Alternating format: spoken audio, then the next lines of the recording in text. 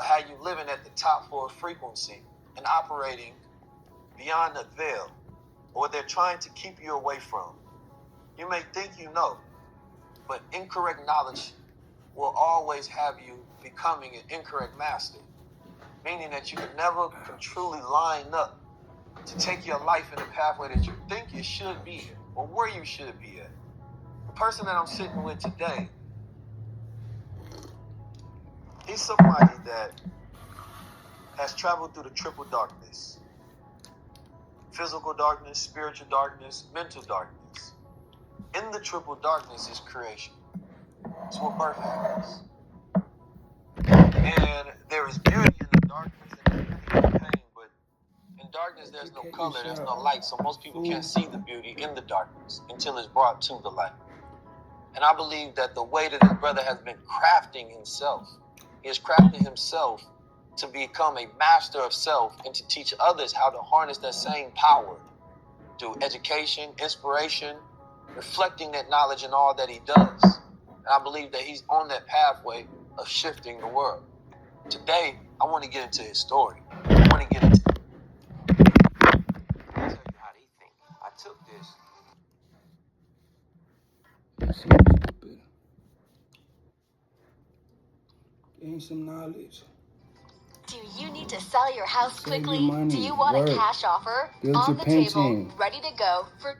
Into the knowledge. I want to get into exactly how he can help you within your life as well. Break some of those limiting chains so that you can start to have abundance and clarity on your pathway towards success and manifest it with real action. Today, I have none other than Abundance 10,000, my good brother, Sean Clayton.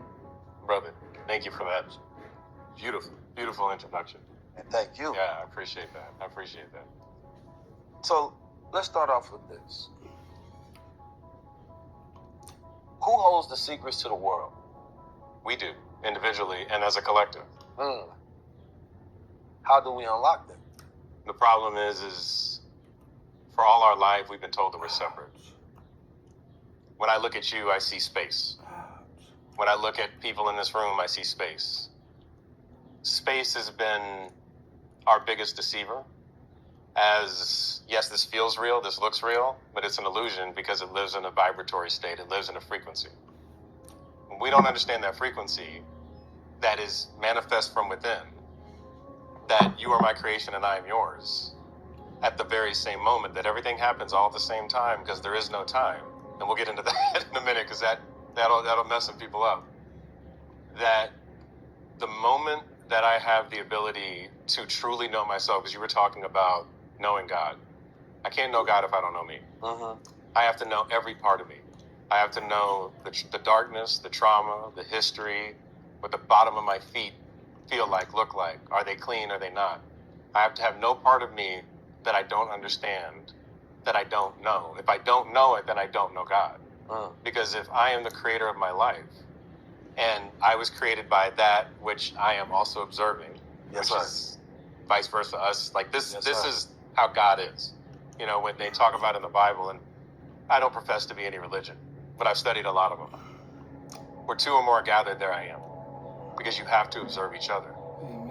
Even in the whole process of God creating the universe, if we go down that path, God had to be at a point in time to where it had to question itself, who am I? And then it had to reflect itself into something else, into something else, into something else, and then that had to reflect itself.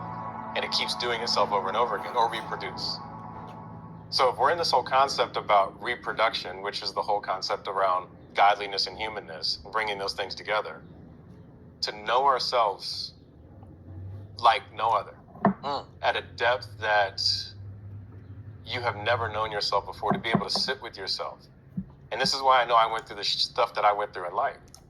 You know, the hell and the brimstone that I created for myself, so that I could sit with it and be like, why did I create that to love me? Right? And so whether it was my incarceration or sexual abuse or suicide attempts or sicknesses or whatever I went through in my life, I went through all of those things in order for me to love myself and to know what that looks like, and to have that fullness and confidence in those moments when somebody asks you a question and you can stand without any shame and stand in love and know that this is one of the most abundant things that ever happened to me, that's how you start to shift the paradigm. And that's when this divine flow or this divine energy moves through you based on all the experiences that you've had in life. You know, I just got a download of Ashe. And it's an acronym, Adverse Spiritual Experiences. You've been through a lot of adverse spiritual experiences. Like that, yeah. And you just listed some of them. Yeah. I want to start with the abuse. Yeah. When I first met you, you speak very passionate and very loud. And the topics that you speak about, to some are very dark. Yeah. But you speak about it from a place of detachment, and you speak about it from a place where you process traumas. As you have been on your healing journey, right, of sexual abuse, how did that affect your ability to manifest in reality? How did you heal through that?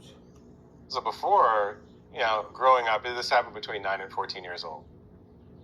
And you are in this process of growing up, your hormones are developing, and then this crazy stuff happens to you for years, over and over and over and over again.